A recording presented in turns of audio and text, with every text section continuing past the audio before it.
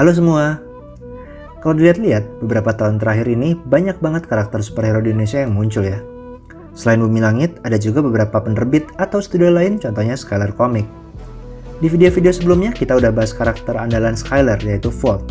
Nah, di video ini gue bakal coba bahas karakter jagoan dan musuh yang muncul di 10 nomor komik itu. Kalau ada yang kelewatan gue sebut, bisa komen di bawah ya. Tapi biar cepet nih, biar gue makin semangat bikin konten kayak gini, please comment, like, subscribe, dan share video ini ya. Oke yuk, kita mulai aja pembahasannya. Volt adalah penjelmaan kekuatan putih dari dewa yang dibangkitkan dari pusaka batu putih oleh seorang anak 10 tahun bernama Ruben berhati bersih yang terancam nyawanya oleh sekelompok penjahat.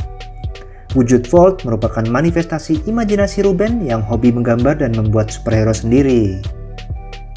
Eka Laya merupakan kepala divisi Garuda di Asia Tenggara yang berbasis di Indonesia sebagai cabang dari korporasi rahasia Wings of Angels atau WOA yang bertugas mendeteksi dan memburu bentuk dan kehadiran kekuatan mistis supranatural dan metafisik. Mata Elang adalah pemimpin para elang dan merupakan agen sayap-sayap Garuda dengan masa kecil yang pahit karena kekerasan ayahnya. Mendapatkan kekuatan dari mustika ampal yang memberi kemampuan insting di atas manusia biasa setelah dikurung di sumur belakang rumah oleh ayahnya. Zirah Bumi merupakan anggota para elang yang mendapatkan kekuatan dari mustika ambles bumi saat terjatuh ke sebuah gua saat bertualang bersama ayahnya di Jawa Tengah. Setelah itu, Rio memiliki kekuatan mengendalikan elemen tanah. Tidak diketahui secara jelas bagaimana anggota para elang ini mendapat kekuatannya, tapi dia dibesarin di panti asuhan karena kedua orang tuanya meninggal dalam kecelakaan. Diketahui pula bahwa Sari adalah cucu dari pahlawan super bernama Kapten Kilat di masa penjajahan Jepang. Merupakan anggota para elang berusia 12 tahun yang disebut juga sebagai senjata oleh Garuda. Di beberapa panel, tokoh ini dipanggil juga dengan nama Bayu Nugraha. Dia mendapat kekuatan pusaka Robyong Mustikawari setelah rumahnya dihantam puting beliung dan wujud raksasa muncul dari atap rumahnya. Saat ini, dia dapat berubah menjadi raksasa selama 1 jam. Anggota para elang ini dibesarkan neneknya karena orang tuanya nggak bisa nerima kekuatan anehnya yaitu kekuatan legendaris Tirta Husada. Garuda masih mempelajari kekuatan Medi, tapi sewaktu kecil dia dijuluki anak pembawa suka dan duka karena kemampuannya. Merupakan agen khusus Garuda yang beroperasi di Provinsi Banten. Agen Badak menjadi salah satu orang yang menolong Guntur saat direpotkan oleh Naga Pasa. Menurut Skylar Comic sendiri, tokoh ini terinspirasi oleh Badak Berjula 1 yang saat ini perlu dilestarikan di Banten. Agen Sakti adalah agen kepercayaan Eka Laya yang beroperasi lintas daerah di seluruh Indonesia dan juga mengurus berbagai masalah di Asia Tenggara. Sakti menguasai seluruh ilmu silat di Indonesia termasuk ilmu yang dianggap mitos. Nggak ada yang tahu pasti berapa umurnya, tapi Sakti pernah ketemu sama Pangeran Diponegoro dan Patimura. Gina adalah agen khusus Garuda yang beroperasi di Sulawesi Utara. Meskipun sempat ditolak para tetua untuk menjadi pewaris Manguni, tapi akhirnya Gina mewariskan kekuatan yang udah ada sejak ratusan tahun lalu di Minahasa. Sriwidari sudah ada sejak 3500 tahun yang lalu dan mengetahui tentang kekuatan Vajra dalam diri Volt. Dia pula yang membantu Volt kembali ke wujud puncak cakra berwarna putih berkekuatan besar. Terinspirasi dari Indrajit, putra Rahwana dari cerita Ramayana yang pernah melawan Dewa Kahyangan sehingga dijuluki penakluk Indra. Dalam kisah itu, dia dijuluki Megananda karena tangisan pertamanya diiringi suara petir menggelegar.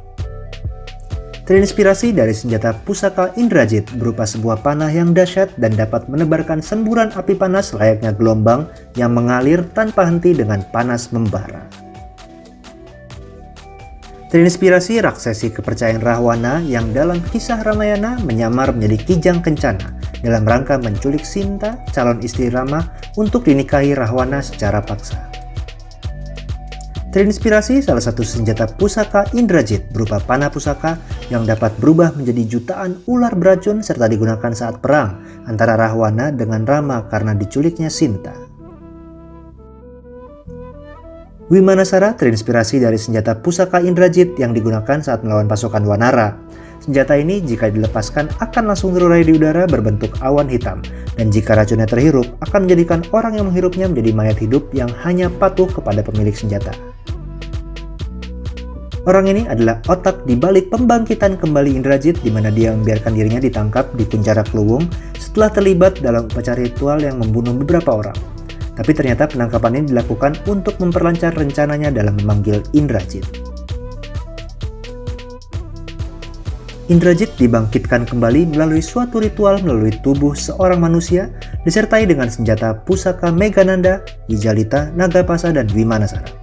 Di masa lampau, dia berkuasa di Madhya Praja, hingga akhirnya dikalahkan Vajra dan dibuang ke penjara para monster untuk tidur yang panjang. Shadow adalah teroris mantan polisi yang berkeinginan membongkar kebobrokan kepolisian di Batavia City karena ayahnya dikhianati serta dicemarkan nama baiknya oleh rekannya dalam suatu misi kepolisian. Sebagai musuh dari Valentine, Shadow terlihat tewas tertembak, tapi ternyata dihidupkan kembali dengan bantuan sosok yang misterius. Gimana? Keren banget kan para jagoan dan juga penjahat yang menjadi batu sandungan Vault di komik terbitan Scalar Comics ini? Kayaknya seiring dengan meluasnya semesta Vault di media lain, dan juga judul lain kayak Jawara dan Valentine, bakal ada karakter lain yang muncul nih.